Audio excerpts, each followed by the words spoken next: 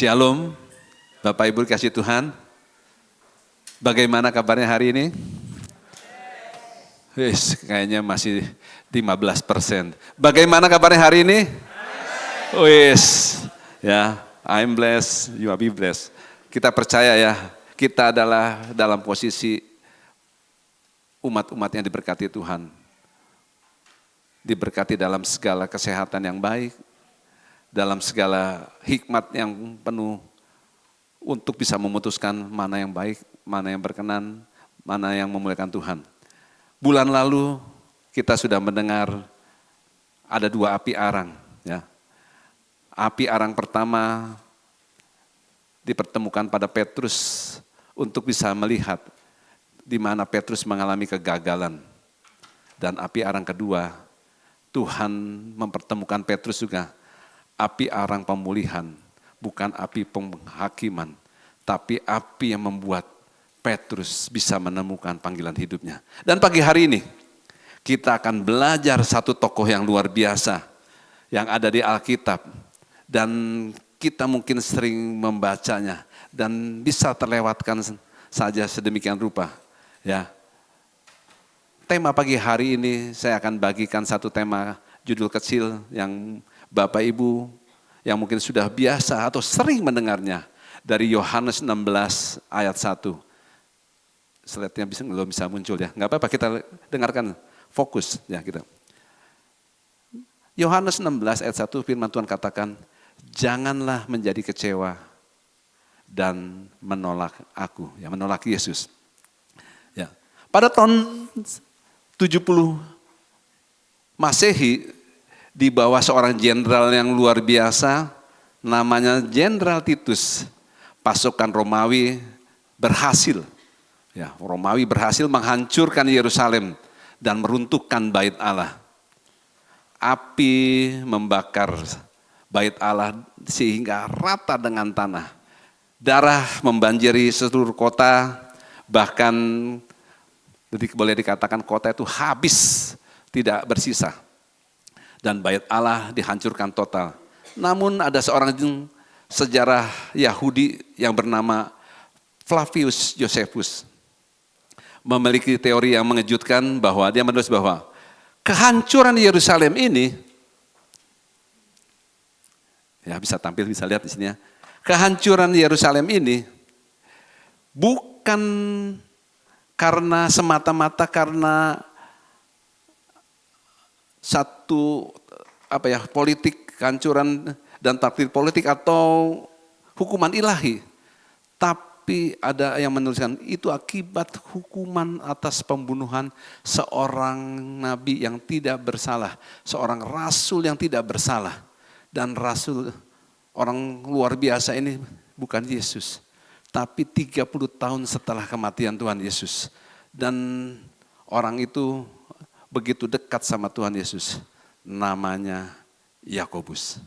Ya, saya mau kasih tahu, Yakobus di sini bukan rasul muridnya Tuhan Yesus, bukan Yakobus anaknya Zebedeus, bukan ya. Jadi ini Yakobus saudaranya Yesus. Dikatakan saudaranya Yesus. Nah, ini yang menarik ya. Saya mau sampaikan bahwa Yakobus ini dikenal saat itu bukan sebagai murid Yesus, tapi ada satu julukan yang diberikan buat Yakobus ini adalah siapa? Si lutut onta, si lutut unta. Sebenarnya itu satu ejekan atau penghinaan sekaligus satu sanjungan karena gelar yang begitu luar biasa merupakan bukan sekedar simbol, tapi satu gambaran yang begitu luar biasa. Kenapa dijuluki si lutut onta? Karena begitu ekstrimnya dia dalam berdoa. Karena begitu punya beban buat negeri itu. Sehingga waktunya dihabiskan untuk berlutut dan berdoa. Sehingga lututnya itu kapalan seperti lutut onta. Ya, dia mati rasa, mengeras saking kerasnya di batu bait Allah yang kasar, dia berlutut berdoa dan punya beban yang begitu hebat. Tapi kita harus belajar Yakobus merupakan sebuah paradok hidup. Bagaimana seorang yang dikatakan tadi saudara kandung atau saudara tiri Yesus, kalau dalam tradisi Yahudi ya, walaupun kita bisa bayangin, nanti kita akan masuk cerita situ. Dia setiap hari makan satu meja sama Yesus, mungkin sekamar sama Tuhan Yesus. Ya. Dia mempunyai DNA yang mirip sama Tuhan Yesus. Gaya bicaranya, mungkin juga wajahnya seperti Sang Mesias. Namun selama hidup Yesus di bumi, Yakobus dikatakan dia tidak pernah menjadi murid Tuhan Yesus. Tidak pernah. Tidak pernah disebutkan di situ. Lain Yakobus yang saudaranya Andreas atau itu ya, anak Zebedius, beda. Ini Yesus yang tinggal serumah. Namun kita mau melihat bahwa nanti kita akan melihat bagaimana saudaranya menganggap dia itu tidak waras. Bisa bayangkan? Kenapa tidak waras? Ini satu cerita yang menarik ya, bahwa Yakobus, nama Yakobus yang tadi dikasih gelar lutut onta tadi ya. Kita harus lihat ada beberapa fakta yang sangat penting. Saya mau bacakan di sini. Pertama, Matius 13 ayat 55 dikatakan disebutkan sebagai saudara Yesus. Yohanes 7 ayat 5 dikatakan awalnya dia tidak percaya kepada Yesus, yaitu skeptis dan menjadi seorang pemimpin di Yerusalem. Nanti kita bisa lihat. Nanti saya akan jelaskan bagaimana di Kisah Rasul 15 bahkan dia menjadi seorang penulis yang sangat luar biasa tentang iman. Nah, kita akan mulai untuk hal yang luar biasa ini bahwa bagaimana seorang yang skeptis berubah menjadi penulis surat yang paling keras dan berbicara yang begitu kuat tentang iman. Dan juga bagaimana seorang Yakobus yang mengalami transformasi ya dalam situasi yang menyakitkan karena kecemburuan terhadap saudaranya, berubah menjadi penyembah yang penyembah yang total. Saya mau kasih tahu Bapak Ibu, skeptis artinya sikap ragu, tidak mudah mempercayai terhadap informasi baik yang didengar maupun yang dilihat, atau sebelum ada bukti konkret yang jelas. Itu secara global skeptis seperti itu. Itulah yang ada dalam dirinya Yakobus saat itu, saudaranya Tuhan Yesus itu. Dan kita mau bisa melihat, kita bertanya begini, kenapa Yakobus bersikap skeptis? Nah, ini ya. Kok bisa dia nggak percaya? Nah, makanya kita harus mengerti, orang yang dekat belum tentu percaya. Makanya firman Tuhan katakan, seorang nabi ditolak di tempat kelahirannya. Ini mungkin kira-kira mengacu ke arah situ, ya. Nah, dalam hal ini justru yang paling dekat biasanya yang paling sulit percaya. Bapak Ibu di luar ngomong-ngomong luar biasa, sama saudara, gue udah tahu lu modelnya kayak gini, ngomong apa firman Tuhan. Dari kecil gue udah kenal lu, apalagi yang kita sampaikan orang yang lebih tua dari kita. Waduh, ya. Tapi nanti setelah kita belajar tentang Yakobus, kita bisa melihat ya orang yang skeptis bisa berubah menjadi seorang yang luar biasa karena Tuhan Yesus. Nah, sebagai untuk bisa mengerti bentuk skeptisnya Yakobus yang tidak percaya sama Tuhan Yesus, ya. Kenapa dia bersikap skeptis? Dia bingung. Bisa aja saat itu sebagai adiknya Tuhan Yesus, kita harus mau belajar memahami posisi Yakobus saat itu. Tadi sudah dikatakan, untuk mengerti Yakobus secara detail, kita coba masuk bagaimana ke rumah kecil di Nazaret. Kita harus membayangkan namanya keluarga yang luar biasa, Yusuf dan Maria, di keluarga janji yang Tuhan berikan, ya, seorang Mesias tinggal di situ. Kita bisa membayangkan keluarga yang damai, sentosa, tanpa konflik, yang luar biasa lah. Tapi kita lihat realitas manusia mungkin jauh lebih ruwet, lebih rumit daripada apa yang kita bisa pikirkan, kita bisa bayangkan. Bayangkan kalau Bapak Ibu, Saudara yang di tempat ini dalam posisi Yakobus sebagai adiknya Tuhan Yesus. Nah, kita harus ngerti, posisi Tuhan Yesus adalah seorang anak yang tidak pernah berbuat dosa dikatakan. Dia selalu taat sama mamanya, sama Maria. Dia dikatakan tidak pernah melakukan kesalahan, tidak membantah. Bahkan dia bijaksana dalam menyampaikan, merespon semua teguran dari orang tuanya. Dengan kata lain, dia sempurna. Nah, disinilah posisi Yakobus. Kesempurnaan Tuhan Yesus inilah yang membuat Yakobus jadi beban. Misalnya, kita harus tahu, Yesus maupun Yakobus saat itu Bapa jasmaninya adalah Yusuf, seorang tukang kayu. Satu kali Yusuf bersama Yakobus dan Tuhan Yesus ya, waktu kerja motong pakai skaf kayu, motong kayu. Tiba-tiba si Yusuf bilang sama si Yakobus, Yakobus, kamu ini gimana? Motong kayu miring-miring ini gimana? Lihat kakakmu. Dia kerja rapi sekali. Yakobus cuma nelan udah. Iya papa. Yakobus, kamu tuh kenapa marah-marah terus? Lihat Yesus. Dia gak pernah bantah. Lihat Yesus. Lihat Yesus. Dan kesempurnaan Yesus buat Yakobus saat itu. Ya, tanpa sadar melahirkan benih kepahitan. Yakobus mungkin merasa, Yesus terus. Coba kalian, waktu kita berbicara firman Yesus dengan orang gak percaya, Yesus terus, apa firman, ya, memperkatakan hal yang sama seperti itu, ya, buat kita sesuatu yang exciting. Kamu harus firman, Yesus segalanya. Mungkin orang dalam hati, Yesus lagi, nggak ada yang lain. Ya, ini yang tanpa sadar muncul dalam Yakobus.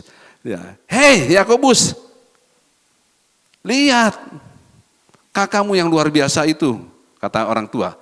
Tapi Yakobus pun mendengar bukan dari dalam, dari luar. Ada yang bilang sama Yakobus, Yakobus, kamu nggak tahu, kakakmu bikin heboh loh. Heboh apa? Dia bilang bisa mengampuni dosa. Siapa dia? Itu kakak kamu yang biasa kerja tukang kayu. Tuh, lihat, dia kemarin bergaul sama pemungut cukai. Bapak Ibu tahu, saat itu orang pemungut cukai, orang diasingkan. Tuh, dia ngobrol-ngobrol sama pelacur. Wah, yang bikin bingung, dia bilang, dia tuh juru selamat.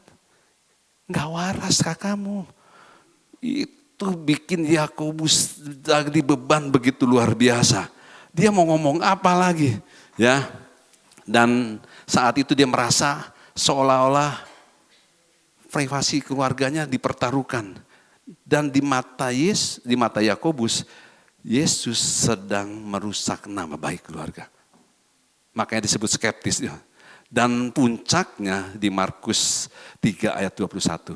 Pada waktu, ya ini sesuatu yang menyakitkan, pada waktu mereka datang untuk mengatakan, orang-orang bilang, Yesus, itu saudara-saudaramu ada di depan, ada di luar. Tuhan Yesus diajak keluar. Siapa saudara-saudaraku? Siapa ibuku? Waduh, itu buat si Yakobus. Ini si Koko, ini si kakak, ini bener-bener dah. Nggak di depan orang banyak bikin malu aja. Ya. Dan kita bisa lihat bahwa Yohanes 7 ayat 5 dikatakan dengan jelas. Sebab saudara-saudara sendiri tidak percaya kepadanya. Dan dikatakan Yakobus ada di sana pada waktu papa mama yang bawa pulang. Dikatakan seperti tadi itu.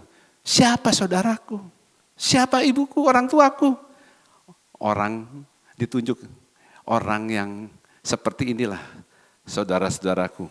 Ya, inilah ibuku, dikasih tahu begitu. Nah, kita bisa bayangkan perasaan Yakobus saat itu, rasa sakit hati, orang asing, Tuhan Yesus bilang, rasa apa? sakit hati Tuhan Yesus, orang asing percaya. Begitu mengaguminya, begitu menyajungnya. Saudara-saudara di rumah, khususnya Yakobus, dia nggak percaya, bahkan memarahinya. Dan yang membawa puncaknya adalah apa? Pada waktu Tuhan Yesus ditangkap. Tapi kita mau lihat, makanya di sini kita lihat, kenapa selama 3,5 tahun Tuhan Yesus mengajar murid-murid, para rasul segala macam, Yakobus nggak ada di situ. Saya mau jabarin sedikit. Jadi Yakobus tidak ada saat Tuhan Yesus memberi makan 5.000 orang. Yakobus nggak ada. Di Alkitab tidak mencatat nama Yakobus saudaranya nggak ada. Kenapa nggak ada? Gara-gara tadi dia dengar sini, dengar situ. Bapak Ibu, kalau kita dengar suara di luar dan kita tidak punya filter firman, kita akan mengalami distorsi seperti ini. Ya. Yang kedua bilang begini, pada waktu Tuhan Yesus meredakan badai di atas perahu, Yakobus juga nggak melihat, nggak itu. Orang di luar begitu luar, siapa dia? Bahkan sampai badai, angin topan pun tunduk kepada Yakobus, tidak ada. Saat mengalami konfigurasi di puncak gunung, bagaimana Tuhan Yesus diapit oleh Elia dan Musa, Yakobus juga nggak ada. Murid-murid yang lain ada. Petrus lihat, wow, ini kejadian dahsyat luar biasa. Yakobus tidak ada di situ. Bahkan pada saat yang buruk lah, paling buruk, yaitu yang namanya Paskah yang kelabu. Ketika Tuhan Yesus ditangkap, diadili, dan dihukum, mau disalibkan, Yakobus mengkonfirmasi ketakutannya. Ingatkan, aku udah bilang, ya, ini kakak nih cari masalah sama orang Roma. Aku udah bilang, kakak jangan begitu. Pengajaranmu membingungkan, membuat kita jadi, kamu gak tahu siapa kita di orang yang disorot banyak orang seperti ini. Ya, ketakutannya. Lalu dia bilang begini, rasa malu, rasa duka hancur. Apalagi dia ditangkap dan ditelanjangi. Waduh, Yakobus gak bisa terima itu. Kak, aku udah bilang kak, jangan begitu. Gitu ya.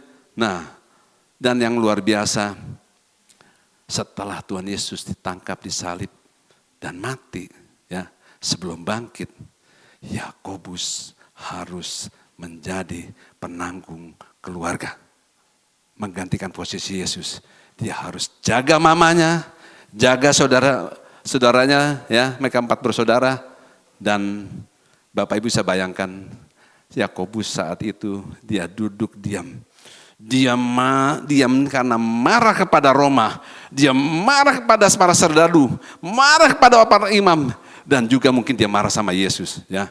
Namun sejarah mencatat sebuah plot twist yang tersembunyi. Tuhan Yesus menampakkan diri sebelum kepada para murid dan kepada yang pertama kepada Maria, tapi sebelum pada murid kepada 2 orang murid di Emmaus. Tapi Kisar 1 Korintus 15 ayat 7 dikatakan, Tuhan Yesus, di situ Paulus meneruskan, Tuhan Yesus menampakkan diri pertama kali sebelum pada murid, yaitu kepada Yakobus. Wah, ya luar biasa ya. Jadi kita bisa lihat bagaimana tiba-tiba Tuhan Yesus menampakkan diri kepada Yakobus dulu. Tuhan Yesus tahu Yakobus belum selesai. Sebagaimana kita belajar 1 bulan yang lalu. Tuhan Yesus tahu Petrus belum selesai. Banyak murid di situ di pantai Danau Tiberias. Tapi Tuhan Yesus fokus sama Petrus pada waktu itu. Kali ini Tuhan Yesus sama. Sebelum dia datang kepada para murid, dia datang sama Yakobus. Dan pada waktu Tuhan Yesus menampakkan diri, Bapak Ibu bisa membayangkan waktu Yakobus kesendirian di ruang mungkin tadi dikatakan sedang marah, mungkin sedang menangis, kakak aku sayang kamu, tapi kenapa kondisimu seperti ini? Tapi pada waktu tiba-tiba Tuhan Yesus datang dan menampakkan diri, dia kasih lihat tangannya. Bapak Ibu, muncul rasa malu, rasa penyesalan seperti Petrus. Ya. Kalau Petrus ditanya, Simon, apakah engkau? Mungkin pada Yakobus bilang, adekku, masih percayakah? Aku adalah Mesias yang diutus. Atau bilang, masih tidak percayakah? Atau masih percaya kamu? Wah, ya. Nah, kita bisa melihat, Yakobus mungkin melihat paku di tangannya. Dan yang Yakobus nggak bisa lupakan, ada satu manifestasi cahaya ilahi yang keluar dari tubuh Kristus. Dan kita bisa merasakan ketakutan pasti, rasa malu. Yang karena apa? Selama ini dibilang kakaknya tidak waras. Wah, ya tadi ayatnya, kakakku gak waras. Tapi ternyata apa yang kakaknya lakukan adalah manifestasi dari semua kemuliaan Tuhan. Lalu kita bisa bayangkan mungkin satu Yakobus jatuh tersungkur ya. Kakak, maafin aku yang bodoh, yang gak bisa mempercayai. Kalau saya aja Tuhan Yesus, lu baru tahu lo sekarang. Ya, puji Tuhan, Tuhan Yesus enggak begitu. Ya, puji Tuhan, luar biasa. Tuhan Yesus cuma bilang datang khusus buat Yakobus. Dia tahu adiknya hancur oleh penyesalan. Tapi kembali sebagaimana Tuhan Yesus mengunjungi Petrus, kini Tuhan Yesus mengunjungi Yakobus, monumen rekonsiliasi ilahi. Si skeptisme Yakobus sudah mati, berubah menjadi sang rasul yang baru lahir, yang luar biasa. Dia tidak lagi melihat Yesus sebagai kakakku yang kerjanya sama tukang kayu, tapi sekarang dia melihat Tuhannya, ya Allahnya, mengalami transformasi yang luar biasa. Dari kebencian, kemarahan, ketakutan berubah menjadi rasa bangga, kepercayaan. Nah, kita bisa melihat Kitab Para Rasul pasal 1 ayat 14 dikatakan, sejak Tuhan Yesus menampakkan diri kepada Yakobus, Kisah Rasul pasal yang pertama 14 dikatakan, sejak saat itu nama Yakobus sudah ada di sana, di ruang atas itu. Saya bacakan. Dia berdoa bersama murid-murid yang lain menantikan Roh Kudus. Dia, Yakobus ada di sana. Wow, ya. Nah, kita bisa melihat sejak kenaikan kondisi seperti inilah, orang yang skeptis berubah menjadi luar biasa. Kita bisa melihat bagaimana Yesus yang hebat perkasa itu menjadi kakak yang bisa dibanggakan. Kita lihat. Sebentar, saya akan lihat. Lalu, apa yang menjadi peran Yakobus dalam perjanjian baru ini setelah mengalami transformasi yang luar biasa itu? Kita bisa lihat dari Kisah Para Rasul 15 ayat 1 sampai 21. Di sini mau secara gamblang saya bilang sesuatu yang sangat penting. Bahkan bisa dikatakan Yakobuslah yang menjadi penentu arah gereja mula-mula. Kenapa? Ia tampil bukan sebagai peserta, tetapi sebagai pemimpin yang memberikan satu keputusan akhir untuk mencegah konflik yang sangat besar. Bapak Ibu nanti baca dari Kisah Para Rasul 15 ayat 1-21, di situ dikatakan ada perdebatan yang sengit antara Petrus yang luar biasa dan Paulus yang luar biasa. Bahkan di situ juga ada Barnabas, ada tokoh-tokoh yang hebat di tempat itu sedang berdebat. Bolehkah? Ya, haruskah? Ya, orang yang tidak Yahudi, orang yang di luar orang Yahudi harus disunat. Jadi ribut ini bukan ribut masalah dosa. Harus sunat apa enggak? Wah, ya, karena dari pihak yang paham yang ini harus disunat. Sebab kalau enggak disunat wah peraturannya begitu. Petrus berpendapat, Yakobus berpendapat, ada Barnabas di situ. Mari kita jabarkan satu-satu. Ya, kenapa Yakobus memiliki peran yang sangat penting? Nah, kita harus tahu apa dampak keberadaannya Yakobus saat itu. Yakobus dikatakan sebagai penafsir, ya, penafsir firman yang menghubungkan pengalaman Petrus dan pengalaman Paulus sehingga nubuatan-nubuatan Alkitab digenapi. Nah, kita mau melihat ketegangan puncak itu berawal dari yang tadi dikatakan bahwa Petrus seorang rasul dari Yahudi dan Paulus yang melayani bangsa-bangsa asing. Dan di situ ada Barnabas. Nanti kita lihat, mungkin saya masukin sedikit, ada satu gambar. Nah, saya lihat kita maju sedikit. Saya kasih lihat ada gambar. Ya, ini dia. Ada Petrus, ada Paulus, ada Barnabas, dan di tengahnya Yakobus. Ya, di situ dikatakan Yakobus menjadi penyeimbang di antara para pemimpin. Tapi kita mau jabarkan. Apa latar belakang dari konflik yang terjadi saat itu? Orang yang non-Yahudi percaya kepada Kristus dan sebagai pemimpin, sebagian besar pemimpin orang Yahudi berkata, mereka harus sunat dan harus mengikuti hukum Taurat supaya mereka bisa selamat. Tapi itu memicu perdebatan yang sangat besar. Nah, kita bisa lihat masing-masing mengatakan Petrus berkata di Kisah Rasul 15 ayat 10 bilang gini. Petrus berkata di kali ini. Mengapa kamu mencobai Allah dengan meletakkan pada tengkuk murid-murid itu suatu kuk yang tidak dapat dipikul baik oleh nenek moyang kita maupun oleh kita sendiri. Petrus bilang, kenapa kamu kasih kuk seperti itu? Dengan persyaratan yang nggak bisa ditanggung oleh mereka maupun oleh kita sendiri. Nah, Kisah Rasul 15 ayat 13 dikatakan, setelah Paulus Barnabas selesai bicara, lalu Yakobus bilang, hai saudara-saudara, dengarkanlah aku. Bapak Ibu, waktu dia bilang seperti itu di ayat 13, itu menunjukkan saat itu Yakobus mempunyai power, otoritas untuk dengarkan aku. Kamu setelah selesai berbicara menyampaikan, izinkan aku untuk berkata-kata. Nah, di situ dia bilang, Yakobus perannya menengahi gimana? Ayat 14 bilang begini, Simon telah menceritakan bahwa sejak semula Allah menunjukkan rahmatnya kepada bangsa-bangsa lain, yaitu dengan memilih suatu umat dari antara mereka bagi nama Tuhan. Hal itu sesuai dengan ucapan para nabi seperti yang tertulis. Kemudian ayat 16 dikatakan, aku akan kembali dan membangun kembali pondok Daud yang telah roboh.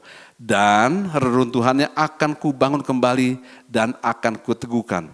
Lalu Yakobus menyambung di ayat 17, supaya apa? Supaya semua orang lain mencari Tuhan.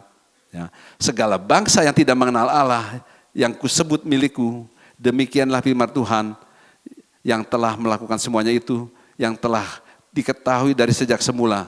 Dan aku berpendapat, ya, Yakobus bilang, aku berpendapat bahwa kita tidak boleh menimbulkan kesulitan bagi mereka dari bangsa-bangsa lain dan yang mau berbalik kepada Allah. Jadi ke-11, aku berpendapat, menurut aku, gak bisa apa yang pemaksaan seperti itu. Nah, kita bisa melihat bagaimana seorang skeptis berubah menjadi penulis surat yang paling keras tentang iman. Wah, ya kita bisa mengerti. Yakobus bisa berbicara sedemikian teguh dan kuat karena ada satu julukan lagi. Selain dia dijulukan sebagai si lutut unta, dia juga dapat julukan Yakobus Fatsadik, artinya Yakobus si adil. Jadi perkataannya mengandung satu hukum keadilan yang bisa diterima di segala pihak. Makanya waktu dia mengatakan, dengarkanlah aku. Dan dikatakan semua setuju dengan apa yang disampaikan oleh Yakobus. Luar biasa ya. Kenapa disebut Yakobus Fatsadik atau Yakobus si adil? Karena dia orang Yahudi yang taat hukum. Sangat taat. Doanya ekstrim. Dia sangat taat hukum. Dia saat itu masih terus beribadah di bait Allah. Dan dia sangat dihormati baik orang Yahudi maupun non-Yahudi. Dan ketika orang melihat hal itu, dia melihat ini Yakobus, si penjaga tradisi, ya, sehingga keputusannya bisa diterima oleh sebuah lapisan masyarakat pada saat itu. Nah, jadi sekali lagi ketika Yakobus berpendapat bahwa dengan tenang dia berkata dan namun beribawa, kita tidak boleh menyulitkan bagi mereka atau bangsa lain yang mau berpaling, yang mau berpercaya kepada Tuhan. Dengan kata lain, Yakobus adalah jembatan di antara para rasul. Bapak Ibu, bisa bayangkan ini Petrus, Paulus, Barnabas, tokoh-tokoh hebat. Si skeptis yang gak dipandang, si skeptis yang gak punya apa-apa, tiba-tiba muncul, set! Karena apa? Perjumpaan dengan Yesus. Bulan lalu kita dengar, Petrus setelah Yesus bangkit dan dia mengalami perjumpaan dengan Yesus. Petrus yang dulu berbeda setelah mengalami secara pribadi dan melihat. Petrus bisa berkata, aku gak layak mati secara hama. Aku tidak layak mati sama seperti guruku, seperti Tuhanku. Makanya dia memilih mati secara terbalik. Nah, dengan kata lain, bahwa perjumpaannya menyiramkan satu kegairahan, manifestasi ilahi dalam diri Yakobus. Sejarawan Hipsipus ya, menggambarkan bahwa Yakobus adalah seorang rasul yang sangat rendah hati. Kenapa? Dia tidak pernah pakai jubah wol yang tebal, yang mewah. Enggak. Dia memakai kailenan yang biasa-biasa aja. Dia tidak minum anggur. Dia tidak makan daging. Ya, tidak mencukur rambutnya seperti Nasir Allah. Kita bayangkan dulu Yohanes Pembaptis. Ya, pakai bajunya. Bukan baju apa ya? Bukan baju yang mewah. Enggak. Kesederhanaan. Nah, ada seorang tokoh reformasi yang luar biasa. Namanya Martin Luther. Dia mengatakan bahwa tulisannya si Yakobus ini seperti surat jerami. Saya cari surat jerami, maksudnya apa ya? Ya, surat jerami. Kenapa? Karena kata-katanya ini begitu luar biasa. Dikatakan bahwa surat ini mengadopsi dua pernyataan. Yang pertama Paulus bilang begini, manusia dibenarkan karena iman, bukan karena perbuatan. Tapi Yakobus bilang, iman tanpa perbuatan adalah mati.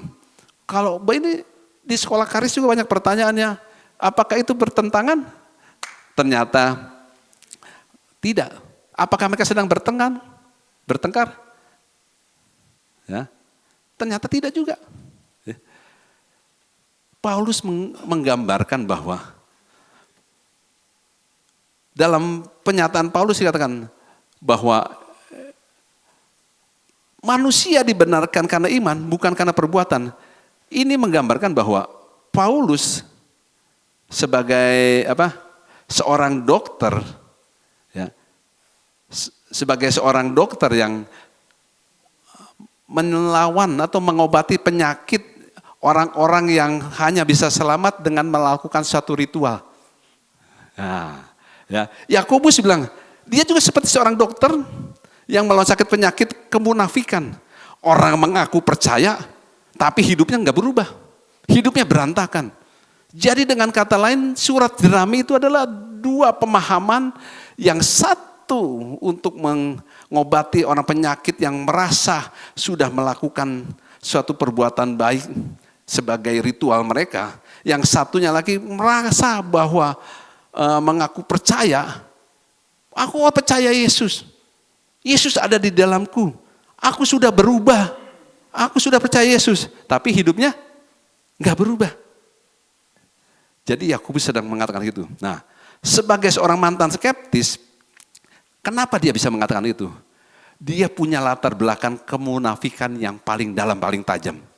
Jadi waktu dia bertemu dengan orang yang sejenis, dia ingat masa lalu. Jangan begitu. Jangan lakukan hal-hal yang bodoh seperti itu. Ya. Nah, Yakobus 2 ayat 19 dikatakan, engkau percaya, tulisan Yakobus yang lain ya, engkau percaya bahwa ada satu Allah, itu baik. Setan-setan pun juga percayakan hal itu dan dia gemetar. Jadi bagi Yakobus, iman bukan sekedar persetujuan intelektual. Setan pun tahu teologi loh, ya, tahu firman. Tuhan Yesus dicobai pun lewat firman. Nah, menjadi mereka tahu Tuhan itu satu, tapi setan tidak selamat. Ya, dia percaya firman, tapi dia tidak selamat. Kenapa? Dia nggak mau percaya. Nah, di sini kita bisa melihat bagaimana hal-hal yang luar biasa bekerja atas hidup Paulus. Yakobus bilang, iman bukan sekedar persetujuan intelektual. Iman yang sejati selalu menghasilkan buah kehidupan. Selalu menghasilkan dampak bagi sekitarnya. Jadi ini instruksi buat kita. Apakah hidup kita berubah? Nah, ini yang terakhir kita lihat. Bagaimana akhir hidup Yakobus.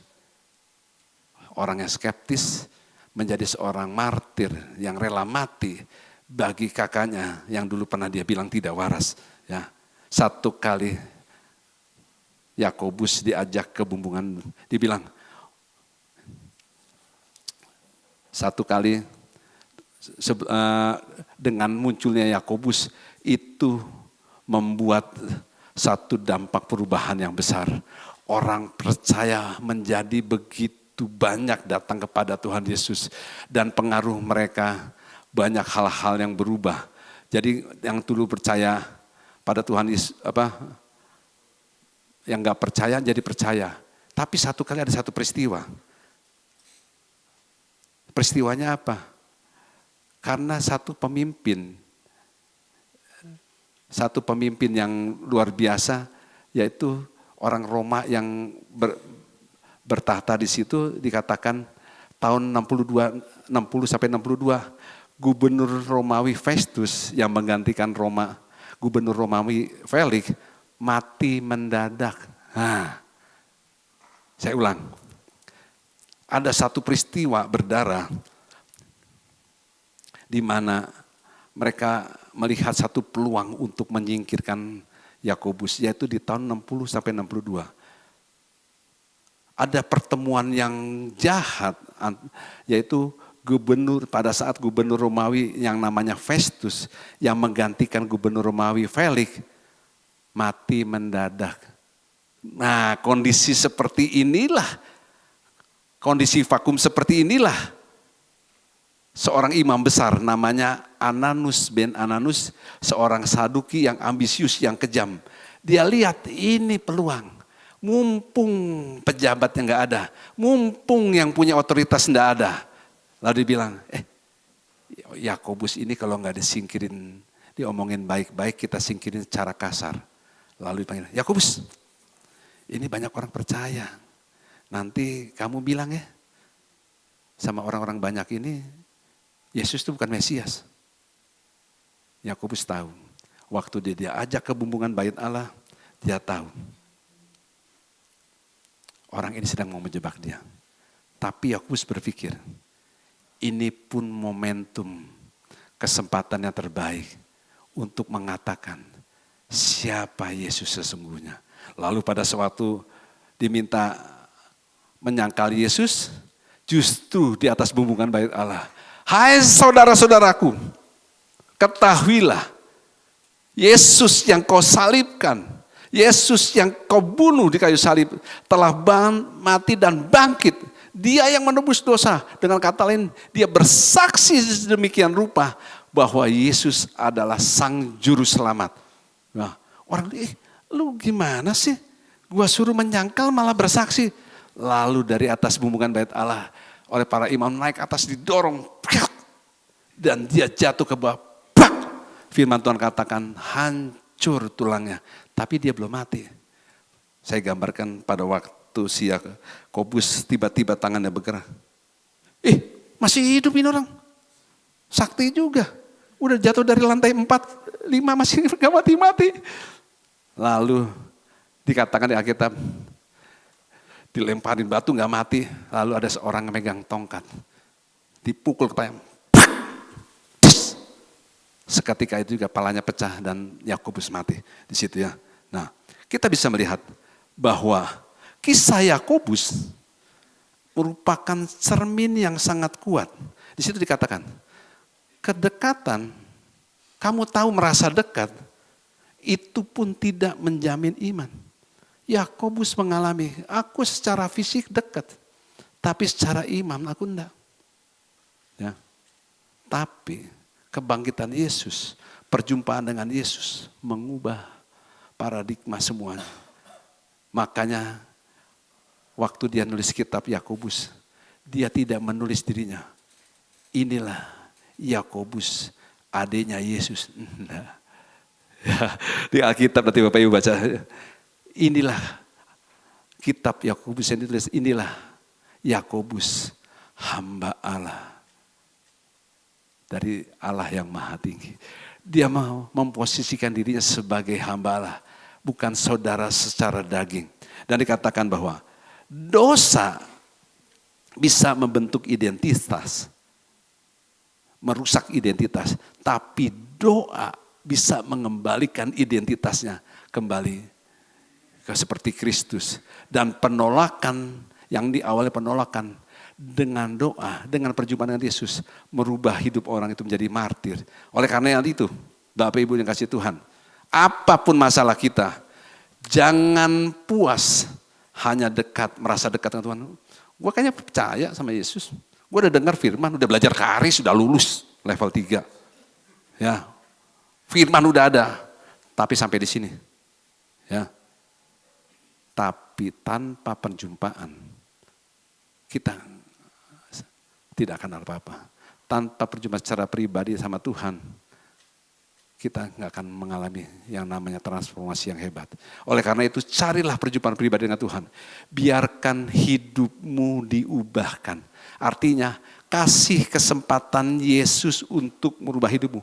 Jangan lihat dirimu seperti apa, tapi lihat bagaimana Allah yang hebat bekerja, sanggup merubah yang tidak mungkin menjadi mungkin, yang tidak bisa menjadi bisa, bahkan yang mustahil Tuhan sanggup. Oleh karena itu, kasih kesempatan dia masuk di hatimu, bukan di pikiranmu. Hidupkan iman dengan tindakan. Dan yang terakhir bilang begini, hendaklah kamu setia sampai akhir. Yakobus tidak hanya menulis iman tanpa perbuatan mati, tapi dia buktikan dengan hidupnya dia tetap taat sampai mati. Dia yang dikenal sebagai, ia tidak dikenal sebagai adik Yesus, tapi dikenal sebagai hamba yang taat sampai mati. Pagi hari ini atau siang hari ini ada satu pertanyaan. Apakah iman kita hanya ada di pikiran? Atau sudah terlihat dari cara hidup kita? Ada satu pesan. Tuhan tidak mencari orang yang hanya pandai berkata, aku percaya. Tadi dikatakan, iblis pun percaya ada satu Allah. Tapi dia gak mau menyembah sama Tuhan Yesus. Tuhan mau mencari orang yang hidupnya berkata, Tuhan, aku milikmu. Aku anak kesayanganmu. Aku anak kebanggaan. Artinya kita melupakan semua yang di luar. Yang di belakang. Yang pernah kita lalui. Tuhan gak pernah ingat masa lalu kita. Dia ingat masa depan kita. Rancangannya yang sempurna. Masa depan yang gilang gemilang penuh harapan. Oleh karena itu firman Tuhan katakan, aku tahu rancangan apa yang ada pada aku mengenai kita semua. Mengenai kamu dan kamu. Yaitu masa depan yang gilang gemilang penuh harapan. Bukan rancangan kecelakaan. Dan Tuhan mau kita hidup di dalamnya. Dan Tuhan mau kita bersama dia. Karena dia bisa diandalkan, bisa dipercaya.